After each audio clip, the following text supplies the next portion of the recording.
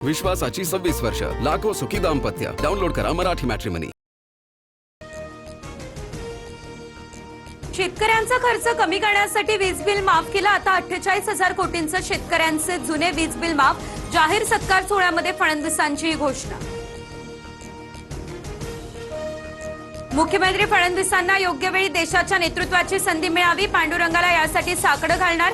कृषी मंत्री दत्तात्रय भरणे यांचं मोठं विधान. मुख्यमंत्री पदासाठी आता व्हॅकन्सी आहे का? मुख्यमंत्री पदाच्या प्रश्नावर उपमुख्यमंत्री शिंदेंचा हा मिश्किल प्रतिप्रश्न. मुख्यमंत्री पदाची खुर्ची मिळवणं आमचा अजेंडा नाही, शिंदेंचं विधान. विनायक राऊत यांच्यावर अटकेची टांगती तलवार. ठाणे न्यायालयानं अंतरिम जामीन अर्ज फेटाळला. सुनेच्या कौटुंबिक छळाच्या तक्रारीनंतर विनायक राऊतांच्या अडचणी वाढल्या. मतदारसंघ पुनर्रचना विधेयकाला पवारांच्या राष्ट्रवादीचा पाठिंबा. पाठिंब्यासाठी शरद पवारांचा होकार. TV9 मराठीला सूत्रांची माहिती. प्रत्येक राज्यात 50% जागा वाढवल्यास पाठिंब्याबाबत विचार करू. मतदारसंघ पुनर्रचना विधेयकाबाबत सुप्रिया सुळेंचं अधिकृत स्पष्टीकरण.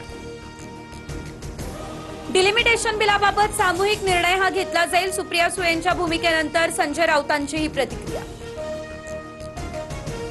दोन्ही राष्ट्रवादीत अर्थमंत्री पदासाठी हालचाली सुरू असल्याची चर्चा. जयंत पाटील, प्रफुल्ल पटेल आणि सुनील तटकरेंमध्ये वर्षावर खलबतं. तिघांमध्ये तासभर चर्चा झाल्याची माहिती. भेटीचा तपशील अद्यापही गुलदस्त्यात. ईश्वरपूर नगराध्यक्षाच्या अपात्रतेसंदर्भात मुख्यमंत्र्यांसोबत भेट होती. प्रफुल्ल पटेल आणि सुनील तटकरेंसोबत भेट झालेली नाही. जयंत पाटलांचं हे स्पष्टीकरण. दादांच्या निधनानंतर विलिनीकरणाबाबत कुठलीच चर्चा झालेली नाही. आम्ही सर्व आमदार खासदार शरद पवार यांच्यासोबत एकनिष्ठ. जयंत पाटील यांनी चर्चा फेटाळल्या. फुटीच्या चर्चांवरती आता उद्धव ठाकरेंची नाशिकमधील नगरसेवकांसोबत बैठक. तुमच्यावर विश्वास आहे, तुम्ही कुठेही जाणार नाही. उद्धव ठाकरेंकडून विश्वास व्यक्त. दिल्लीमध्ये शहांच्या निवासस्थानी शिंदेंसह फुटीर 6 खासदारांची 45 मिनिट चर्चा. विकास कामांना निधी कमी पडू देणार नाही, अमित शहा यांचा खासदारांना शब्द. अमित शहा आणि शिंदेंमध्ये 15 मिनिट स्वतंत्र बैठक. समाज कल्याण विभागाच्या अनुदानित वसतिगृहांमध्ये गैरव्यवहार. राज्यातील 6 बंद वसतिगृहांना 4 वर्षांमध्ये 1,62,00,000 अनुदान. 4 घोस्ट वसतिगृह जालना जिल्ह्यात. कॅगचा गंभीर ठपका. कॅगने दिलेला अहवाल हा 2022 ते 2023 या दरम्यानचा. प्रधान सचिवांना चौकशी करण्याचे देखील आदेश दिले. वसतिगृहांमधील घोटाळ्यांसंदर्भातील अहवालावरती मंत्री संजय शिरसाट यांचं हे स्पष्टीकरण.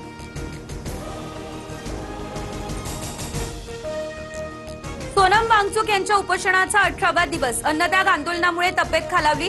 केंद्रीय शिक्षण मंत्र्यांच्या राजीनाम्यासाठी जंतर मंतरवरती आंदोलन सुरू. इगतपुरीमध्ये पर्यटकांवर हल्ला करणाऱ्या आरोपींची पोलिसांकडून धिंड. हल्ला केला त्याच ठिकाणी पोलिसांनी आरोपींची धिंड काढली. सर्व 9 आरोपींना 18 तारखेपर्यंत पोलीस कोठडी सुनावली. बीडच्या केजमध्ये मुसळधार पाऊस, त्यामुळे रस्ते जलमय. जवळपास 2 तास दमदार पाऊस. पावसाच्या सरींमुळे बळीराजा सुखावला. जालना शहरासह आसपासच्या परिसरामध्ये पावसाची हजेरी. बदनापूरमध्ये अनेक भागात जोरदार पावसाच्या सरी कोसळल्या. खरीप हंगामातील कपाशी, मका, सोयाबीनसह इतर पिकांना नवसंजीवनी. तर शेतकऱ्यांमध्ये यामुळे आनंद.